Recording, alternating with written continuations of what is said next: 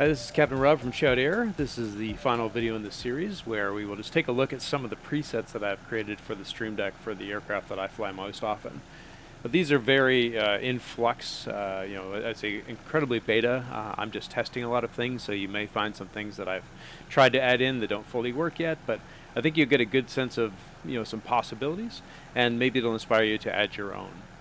As you can see, I've come up with icons for each individual helicopter. Typically in the livery that I fly most often is what I've used as the top icon here. Except for in the case of the Hughes 500, there's so many I like to fly with that I've just actually created the Hughes logo for this. So as always, I'm going to actually timestamp this video.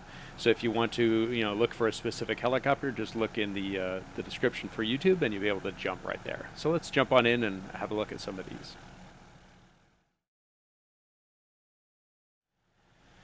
So the first one up here is the Hughes 500. Now this is a fairly new helicopter, so I don't have a lot of options for this, and I'm not sure because it's such an old model if there's not a lot of options available to us. But what I've gone and done is mapped the things that I use most frequently here. So we have the pilot door.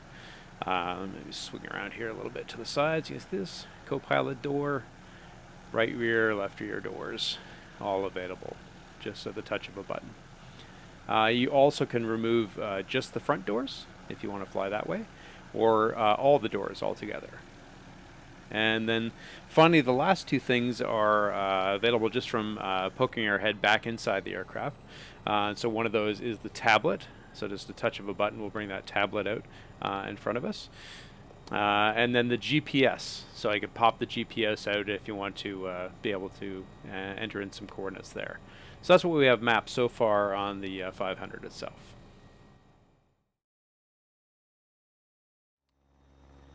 Next up, we have three different presets for the Bell 412 because to me it does three different jobs. It could be a rescue machine, it could be a firefighting machine, or it could be a long line machine. So I've created basically three presets here. So let's pop into each one and have a look around. The first one is just the rescue one. So here I've done things like mated the back doors together, and that's what the top two buttons are, just opening those side doors if you need. I have a lot of winch controls here for the hoist, so I didn't have separate keys to do all the doors, although I suppose I could add the pilot doors back in again if I wanted to, the front two doors.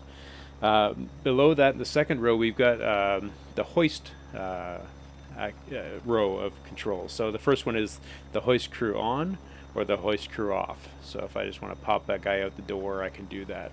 And then I've got hoist down, hoist stop, and hoist back up. That's the three at the end of that second row. And then I also have controls to the patient. So at the very bottom row in purple there, we've got the patient on the ground, the patient in transit, the patient on board the aircraft, and then the patient back off the aircraft again. So that's simple controls to just remove or add each of those things. So that's what the first page is all about, those controls.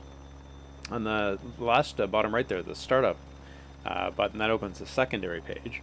So we have our remove before flight, as we saw before, the checklist in the middle, engine start, GPU, all those kind of things.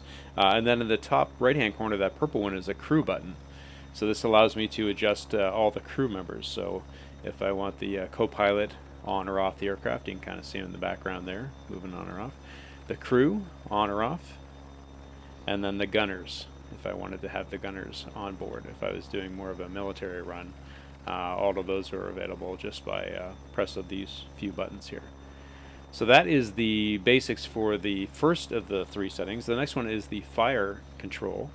So here you can see I've actually mapped the doors separately. So the back doors are actually separated into the little one and the main one. We have some buttons here. I don't do this one very often, so this is very beta. Being able to draw forest fires, locate them. Of course, there's a setting you have to set in X-Plane to even begin all of that work. And then there's a lower hose and release water. And I don't think you're going to be able to see those working. And then basically the same for the crew add-ons on that one. So that's the fire situation. The last one is the long line. So again, I haven't really filled this one out yet because Swiss Creations has just recently come out with their excellent additions for longline work. So hopefully I'll be able to flush this one out a little bit more as we go. So that is the overview of the 412.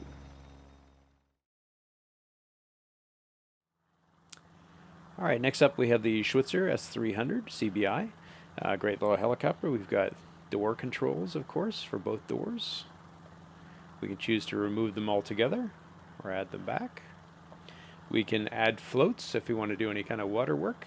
That's easy peasy. If you have a look at the co-pilot controls, you could choose to remove or add those, depending on how you want that to be. We can remove or add the secondary fuel tank on the back. And then we have the basic startup controls that we've seen in other helicopters before as well.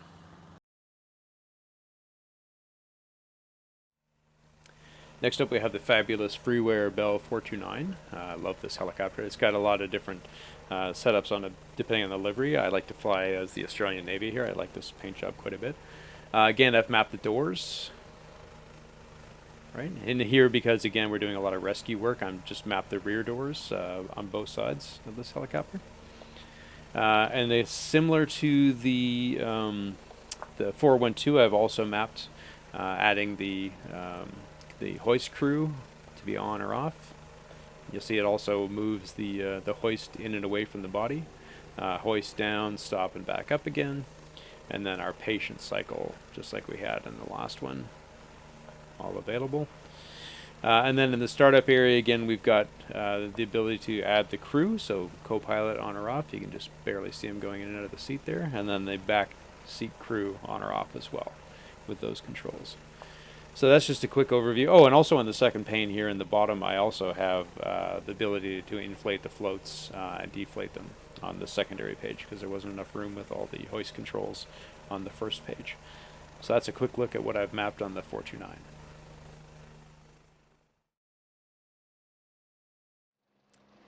Next one up here is the BK-117. This is a bit of a personal favorite helicopter of mine. As a child, I used to see this helicopter in this livery. Somebody, luckily on the forums, has actually created this livery, and it used to fly in and around the Toronto area and pick up patients at local hospitals. So as a kid, my father and I would go out to the hospital whenever we heard this thing come into town and watch it take off. So it's a bit of an older model, so there's not a lot of options here, but of course we've mapped all 4 doors to be able to open. And then also the clamshell on the back has been nicely added to this model as an opening door. So that's about all I have available mapped at this moment, but yeah, I like flying this one quite a bit. I do this when I want to do some EMS work for sure.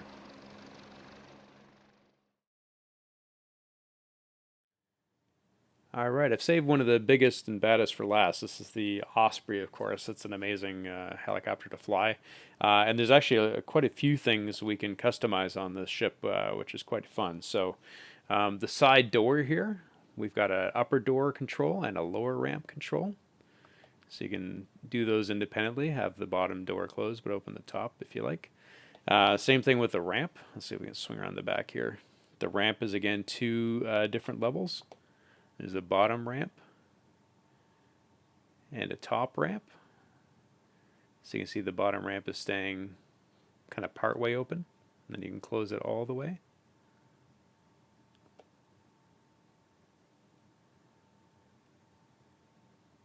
So that's kind of fun. You can fly around with it at kind of half mast.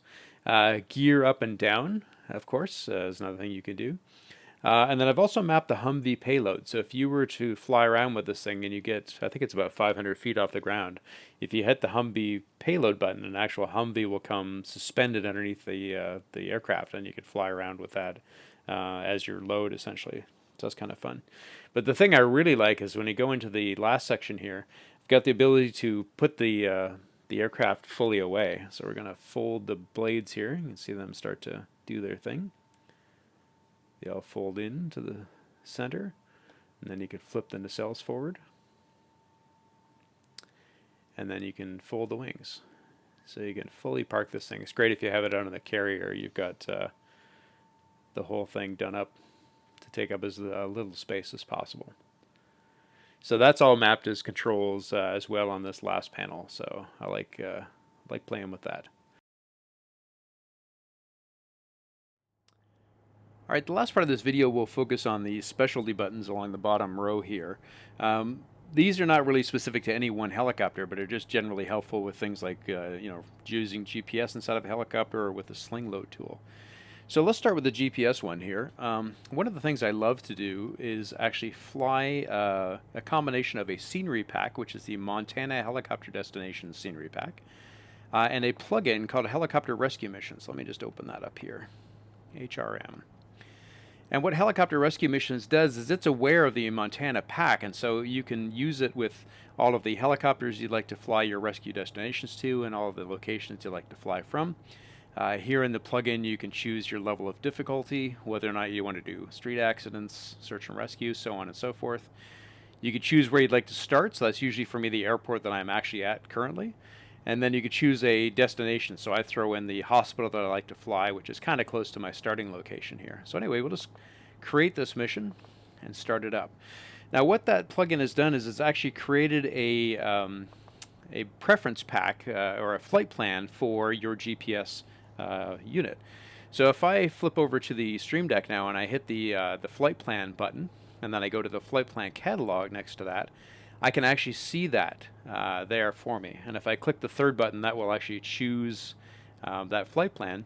And when I hit the enter key, it's now loaded that flight plan that the plugin has created into the GPS. And now I'm able to, just flip over, zoom in or out, and see where my flight plan is going to take me. So it's an easy way to manipulate and control the GPS, again, using the Stream Deck, because that's another place where a manipulator inside of the VR space is a little difficult to control this. So this is an easy way to do all of the things I need to do just using that flight plan that's created by the plugin.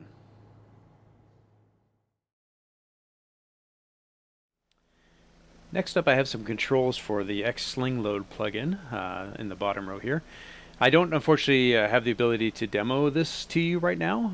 It's still very beta, and I tried to actually create a demo and could not get it to work. But anyway, that's all laid out here. You can see in the commercial that I created for Chowder that I was using the Bambi bucket to sling some chowder into a giant chowder receiver, and I was using, basically created this entire plugin just to make that shot happen, just to allow me to winch up and down the Bambi bucket so it wasn't quite as long a line so I could fit the helicopter into the overall shot. So anyway, you can experiment with this, play with it a little bit, see what it does for you, but I unfortunately just couldn't get it working for a demo for you for this video.